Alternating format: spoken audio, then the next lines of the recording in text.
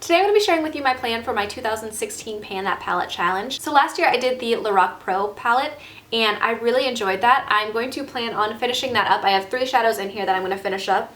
So I have Gold and Pewter and Sable. I'm going to finish those up before I'm done with this palette officially, but I filmed my finale video for that just a little bit ago, so I'll leave that linked here. That'll go up before this video is up. So if you guys are interested in checking that out and my thoughts on that, I will leave that. But this year I'm going to try to focus on one main palette, and then I have a couple of other ones that I'm going to try to work on to move out of my collection as well, I think. So the main one that I'm going to focus on is the Naked Basics palette from Urban Decay. This one I've had for a few years, and I mentioned a few videos back in my Pan That palette for the Lorac Pro that this one is super beat up. So like the packaging broke here, so it doesn't even officially like shut and stay shut because this thing broke off. I spilled some makeup on it, and so it looks kind of grimy and gross.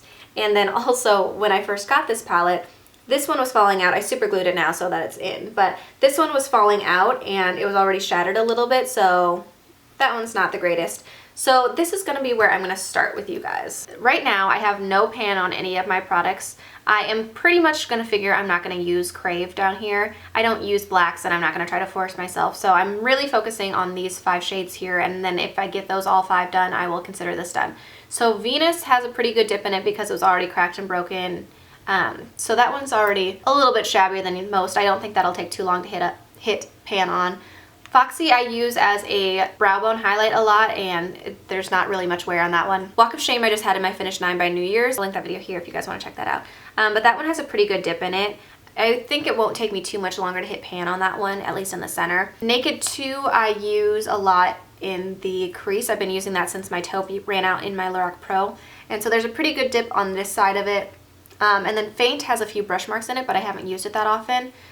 So that's kind of where I'm going to start with this one. I figure realistically this is going to take me most of the year. I'm going to use the smaller palette because I know that I can incorporate other palettes with it and other shadows and looks with it as well, so I don't have to just focus on this one all the time, which I appreciate. These are good basic colors that I can use in lots of looks, so it's good crease colors, good all over the lid colors, you know. This one I'm excited to use. So this I'm going to try to use up first, and then in addition to that I'm going to look at a couple of other small shadows that have been in my collection for a long time that I want to kind of look at moving out. So this first one is the Maybelline Eyestudio in Mad for Mauve. So this one's just a 4 shadow quad. I already have pretty good pan in 2 of the shades here, so I used to use this all over the lid, this in my crease, and this in like the outer corner.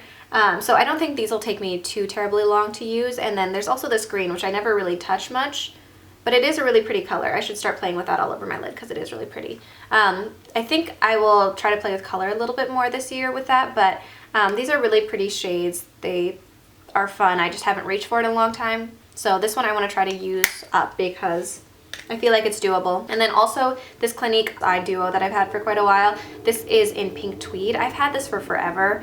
And so this I figure I should just try to use up because I've had it for a long time. And they're really pretty shades. Like they're really basic pretty shades, but I just don't reach for it all that often, so I feel like this one, I already have pan in it. I should try to use that up at some point during this year. So these are kind of the 3 smaller palettes that I want to try to use up because I don't reach for them that often. They're older, they're getting broken, and I can kind of mix them in with other looks so I don't have to feel dedicated to one of those all the time.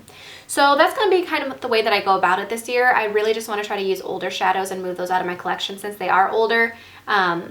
And that way I can kind of play with other shadows as well so I don't have to focus on just the one palette. So that is it for my first Pan That palette of 2016. So I'm going to start out with really focusing in on the Naked Basics palette. So when I update, I'll probably just update whichever one that I've been working on and show you guys the progress. If I haven't touched the other ones, I probably won't update you on those, obviously. So I hope you guys enjoyed this video. I would love to hear if you're doing a Pan That palette challenge for 2016. Leave that in the comments below for me, or let me know what you guys are doing for that. If you're just doing it on Instagram and you're not filming videos, I would love to hear that. Or if you're not doing either of those, I would love just to hear if you're focusing on one palette. I hope you guys enjoyed this video, and I'll see you in my next one. Bye.